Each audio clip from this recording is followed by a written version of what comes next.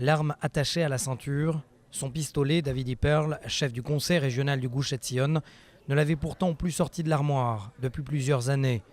Après les funérailles de Liat Lamkos, jeune femme de 26 ans tombée la veille sous les coups de couteau d'un Palestinien, cette dernière avait déjà échappé à une attaque similaire 9 ans plus tôt. Les discours se veulent politiques. Nous demandons à notre gouvernement de rétablir notre force de dissuasion face aux Palestiniens de la région. Il faut comprendre que nous devons montrer au monde que nous sommes là, nous serons là pour toujours, et si on nous attaque, nous devons lutter par tous les moyens. Mais avant de parler de combat, il y a cette peur au quotidien de ne pas pouvoir faire face aux attentats d'éléments isolés. Alors on dit s'organiser comme on peut. J'ai une arme depuis que j'habite en Israël, mais je n'ai jamais ressenti le besoin de la porter sur moi. Mon pistolet reste dans le tiroir, mais aujourd'hui j'ai décidé de la prendre avec moi. S'il y a encore un attentat, je pourrai sauver des gens. L'attentat, le voici, filmé en temps réel par une caméra de surveillance. Le lendemain, les stigmates de l'attaque sont toujours présentes.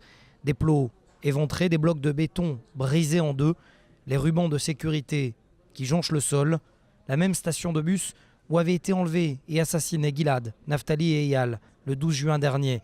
Ce qui n'empêche pas les habitants d'Alon Shvut de continuer à faire du stop, aussi sécurisés soient les lieux sur cette route 60, l'axe le plus emprunté du Gush Etzion.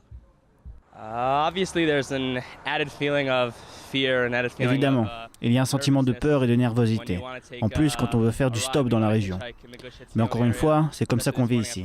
Mais quelque chose est arrivé. Et bien sûr, nous prendrons nos précautions pour nous protéger et être plus vigilants. Mais en même temps, nous ne laisserons pas cela déranger notre style de vie. Et si la présence militaire a été accrue, mesure prise par Binyamin Netanyahou, les Palestiniens, eux, disent ne pas sentir de changement sur le terrain. Tout est OK, comme d'habitude. Ils ouvrent la voiture, l'inspectent et posent des questions. Ensuite, ils nous laissent partir. 3 semaines, 4 attentats, 6 Israéliens morts. Même si le commandant de la police, Yochanan Danino, ne parle pas de 3e intifada, ça en a pourtant l'air.